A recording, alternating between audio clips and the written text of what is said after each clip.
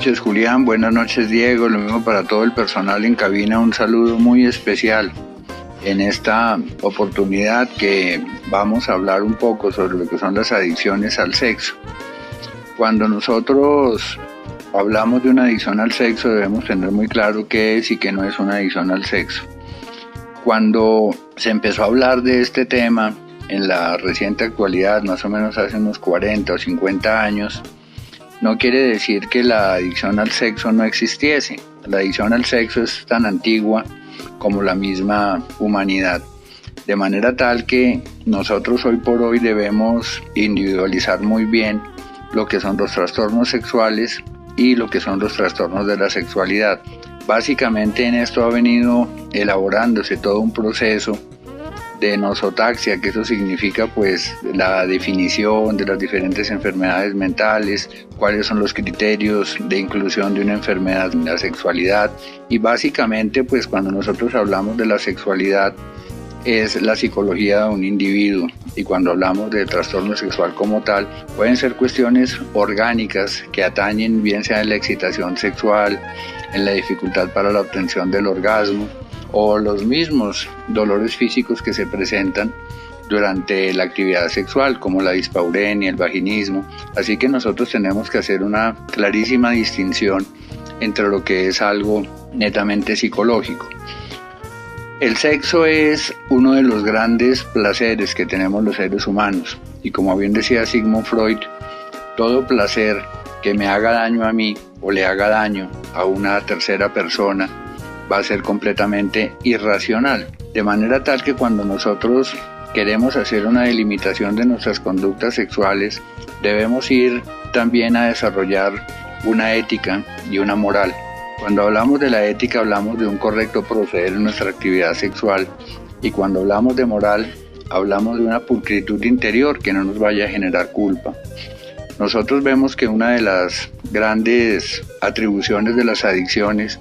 son los fenómenos de la culpa asociada a la pospráctica, es decir, que la persona después de realizarlo va a sentirse culpable, va a sentirse no merecedor, se va a sentir supremamente mal, y así nosotros empezamos a hablar de lo que es la sexualidad. Antiguamente se llegaba a creer que, por ejemplo, el homosexualismo era una enfermedad. Incluso en el DSM-4, que fue el manual que salió hace unos años, que ya vino a ser actualizado en el DSM-5, que se realizó en el 2014, ya se hizo una distinción incluso en lo que se llamaban los trastornos de identidad sexual. El trastorno de identidad sexual como tal fue completamente cambiado a lo que se llama hoy en día la disforia de género, es decir, que la persona se siente mal con el género con el que ha nacido, y eso pues como tal sí amerita un criterio diagnóstico, pero no es por la decisión de la persona de cambiarse de género o de sentirse mal, porque sentirse mal con su sexualidad o con su sexo no es una decisión personal, pero sí la disforia, es decir, que la persona se siente supremamente mal porque nació hombre queriendo ser mujer o viceversa. Entonces nosotros tenemos que ir entendiendo muy bien que el homosexualismo, por ejemplo, no es una enfermedad. Como tal, incluso dentro de los estudios que se han hecho del mismo Freud, es muy célebre la carta que le envía una mujer, una madre, a Sigmund Freud diciéndole que por favor le ayudara para quitarle la enfermedad del homosexualismo al hijo. Y Sigmund Freud le responde que sí, que muy bien, pero que la que necesita tratamiento es, con todo respeto, la señora madre, para que logre aceptar una inclinación sexual. Es decir, esto no es una decisión de la persona, es una inclinación. Hay personas que realmente nacen atraídas por las personas de su mismo sexo, lo cual es completamente respetable. Así, nosotros empezamos a llegar a definir que la conducta sexual del ser humano es una conducta completamente necesaria, porque de ahí nosotros, del apareamiento, es que todos venimos de una u otra manera. Todos hemos venido, excepto pues las personas de la fertilización in vitro y otras técnicas, todos venimos de una relación sexual. Es decir, nosotros tenemos que entender de que debemos llevar una vida completamente ordenada, sean personas homosexuales, sean personas heterosexuales, y siempre vivir bajo la premisa de una vida sexual completamente organizada sin llevar agendas ocultas. Cuando una persona empieza con agendas ocultas, haciendo cosas que no pueden sostener en público, que no puedan realizar en pareja, ahí ya se empiezan las anomalías, ya se empiezan con los problemas. Así, nosotros empezamos a mirar que, como en todas las adicciones, cumple con una serie de criterios completamente claros, que una persona adicta al sexo siempre está asociado a que esto le empieza a absorber más tiempo. Lo que inicialmente empezó como cosas ocasionales, de pronto entrar a una página de pornografía de internet o de pronto entrar en las páginas de citas a ciegas que se consiguen en internet únicamente para citas a ciegas, y eso se hacía una vez cada 6 meses o una vez cada 2 meses. Después esto empieza ya a cobrar una dimensión de una vez a la semana, y de ahí ya empieza la adicción al sexo a cobrar dimensión representada por las fantasías. Entonces ya vemos a una persona que fantasea muchísimo con todo ese ritual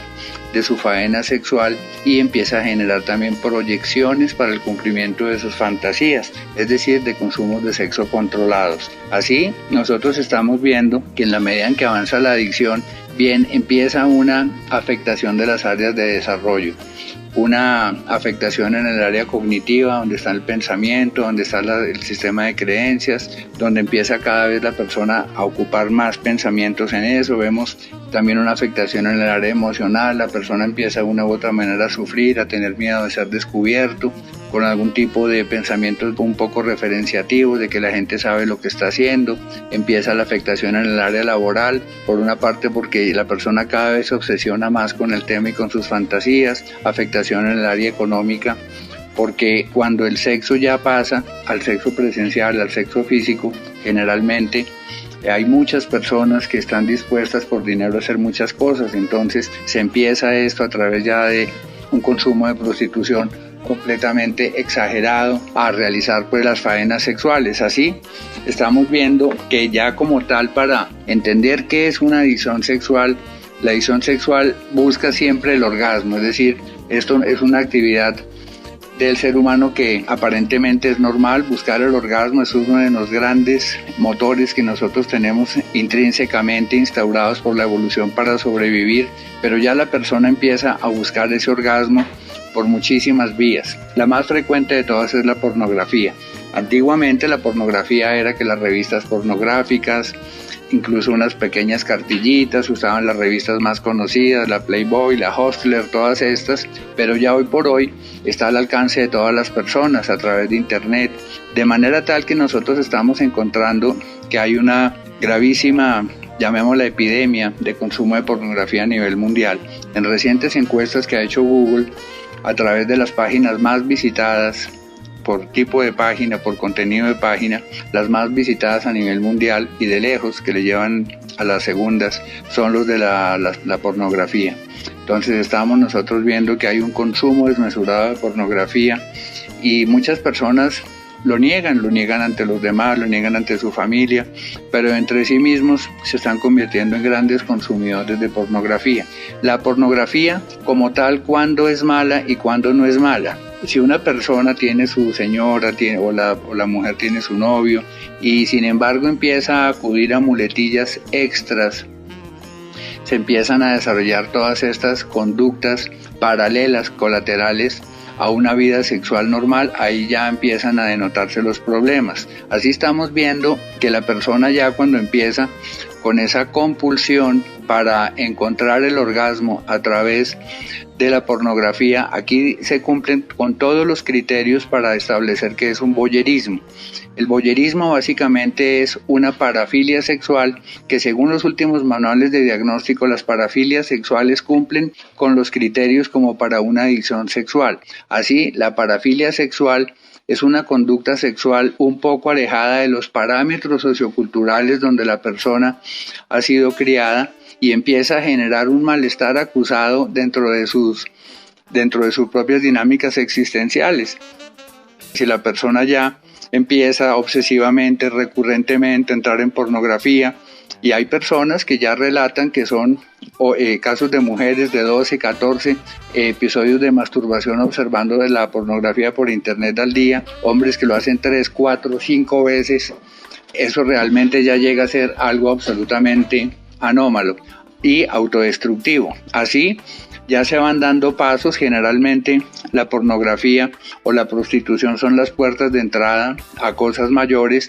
Vemos también la adicción a la prostitución, donde las personas, tanto mujeres como hombres, están buscando parejas para tener relaciones sexuales. Si hay una persona que tiene su pareja, que tiene una vida estable y empieza a consumir sexo pagado, sexo físico, ya empiezan las anomalías. Así, nosotros tenemos que entender que de ahí, de ese consumo sexual,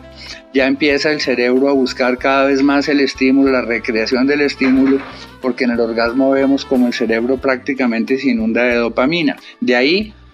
vemos que otra de las vertientes es lo que se llama la adicción al donjuanismo. El donjuanismo básicamente es en la mujer, es el hecho de ser conquistada, el flirteo, hasta llegar como tal al acto sexual. Y en el hombre es lo mismo, pero pues el rol biológico del hombre es la conquista, la de la mujer ser conquistada, y ya empieza el hombre a generar todo ese ritual, ¿sí? Que es desde la conquista, la llamada, los chats, de ahí empieza ya a pasar a mayores, entonces ya empieza la relación. ¿Por qué? Porque la persona empieza a sentirse empoderada, por un lado que le gusta a otra persona, que es importante para otra persona, y ahí empieza en el cerebro a haber una irrigación de oxitocina, y ya con el acto sexual explícito ya empieza la irrigación de dopamina. Entonces, también vemos nosotros que son frecuentes dentro de las adicciones sexuales, ya no únicamente el sexo explícito o implícito como tal, sino ya la relación, una relación completamente caótica basada en el sexo, que es lo que pues muchos llaman, me perdonan la palabra los queridos oyentes, el encoñe, en donde la persona puede tener su matrimonio y tuvo una relación sexual y de ahí ya empieza una obsesividad completa. Y aunque es una relación pasajera, es una relación de un altísimo voltaje que va la persona a hacerse completamente adicta y se va a afianzar completamente a esa persona. Así que ya de ahí se pasa a cuestiones ya mucho mayores. Vemos por ejemplo el fetichismo. El fetichismo muchas veces está asociado a una adicción al sexo, en donde el fetiche siempre es un objeto inanimado. Estamos hablando de que no es la cosificación del género opuesto o la cosificación de un ser humano, sino es un objeto inanimado. Por ejemplo,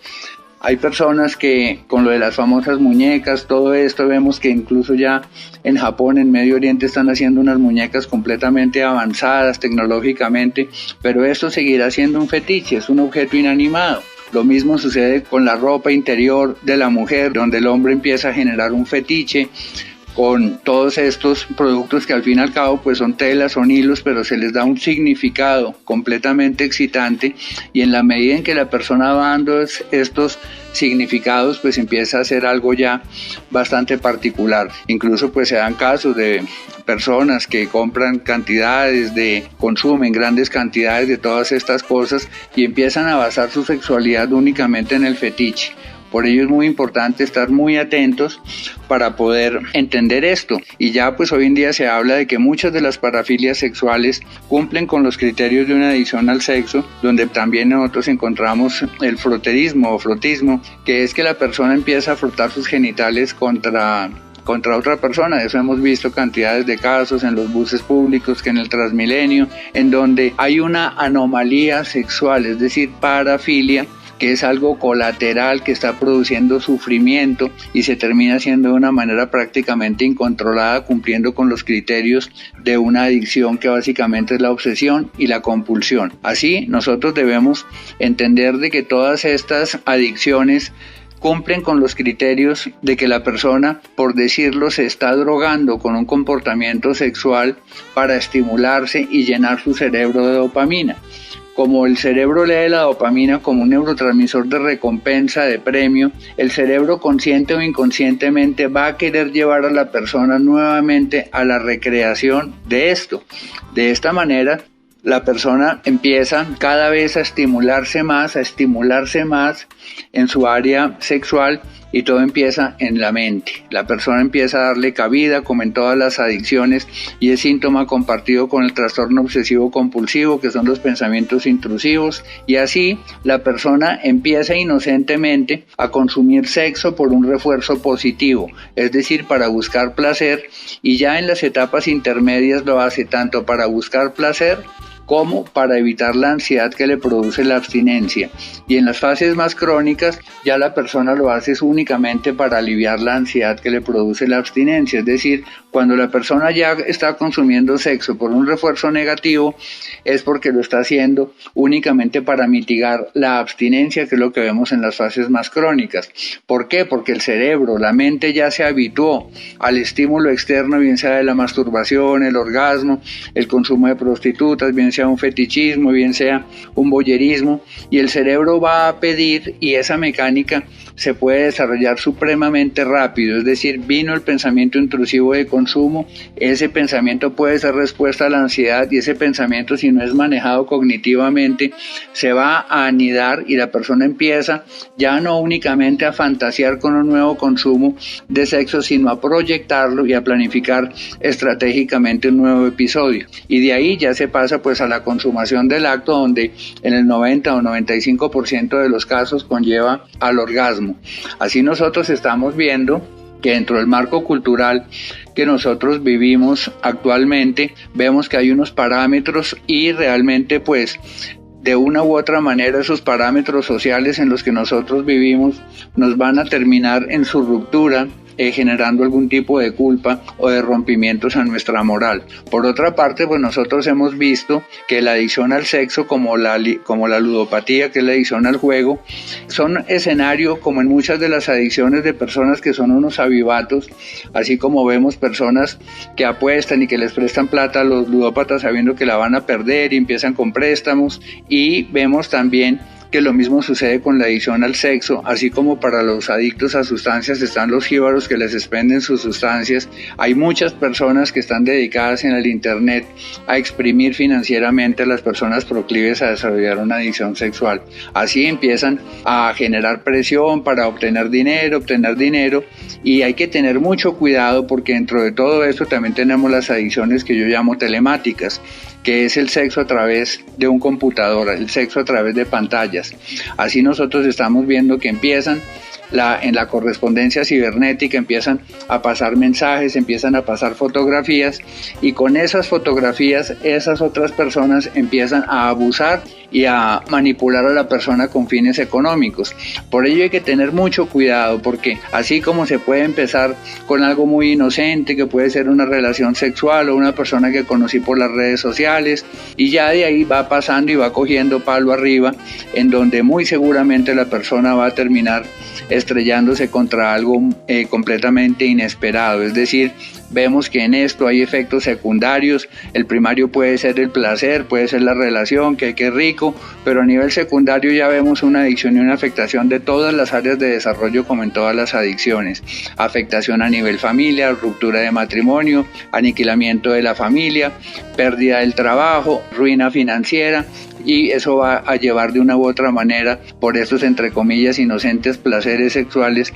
a ser pagados con grandes facturas al mediano y a largo plazo. Hay que tener mucho cuidado. Las adicciones sexuales cumplen con todos los criterios de las adicciones, y si bien las drogas, por ejemplo, estimulan al cerebro a que se secreten determinados neurotransmisores, como tal, las drogas lo que están haciendo es estimular a que el cerebro secrete determinados neurotransmisores y altere todas las conexiones dentro de todo lo que llamamos, según los términos de Sebastian Seung, del conectoma humano. Así, bajo estos términos, nosotros vemos que las adicciones definitivamente son enfermedades del conectoma humano, enfermedades de nuestras conexiones en el cerebro, en la irrigación, secretación, captación, recaptación de determinados neurotransmisores, y el cerebro se va acostumbrando a este tipo de reacciones mediante el estímulo externo, y es cuando se habla de una adicción. Así que para solucionarlas, lo primero es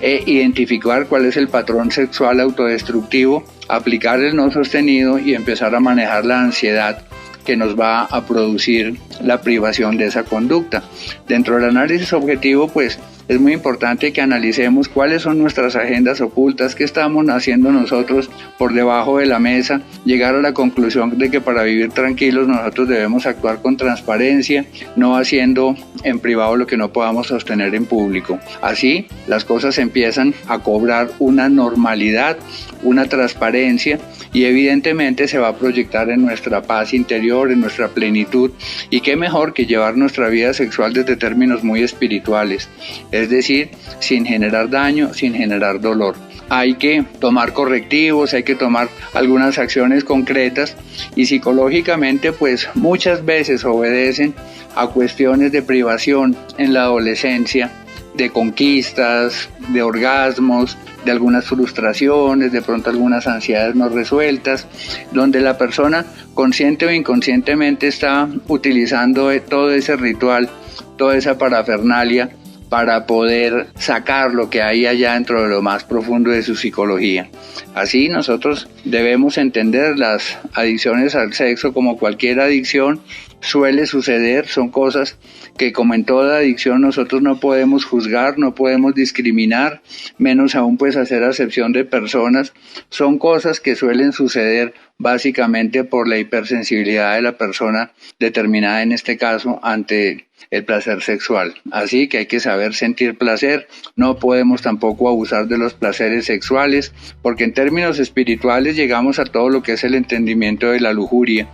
este vicio del alma que bien fue descrito ya desde la antigüedad por el Papa Gregorio, tomando todo lo de los padres del desierto, donde ellos nos hablaban de esta lujuria que básicamente venía de todas las usanzas de algunos sectores del Imperio Romano, que se definía como el luxurius, que es el lujo, porque dentro de todos esos lujos existían pues grandes bacanales con las famosas meretrices, que eran pues personas, mujeres u hombres que se encargaban de vender sus cuerpos por un poco de dinero. Así ya los padres del desierto empiezan a definirlas, donde en muchas otras corrientes espirituales han venido a ser como gulas, porque tanto como existen las gulas por embriaguez, las gulas por narcotización, en este caso vemos la gula hacia el deseo sexual, que es realmente lo que es absolutamente nocivo, porque son excesos, y es cuando a través de toda esta enfermedad se va enfermando el alma, y una vez que el alma enferma, la voluntad se va deteriorando y se va perdiendo el control sobre sí mismo, que pues si entendemos un poco lo que son los pasos de los alcohólicos anónimos, llegamos a entender la famosa impotencia y la famosa ingobernabilidad. La impotencia para controlar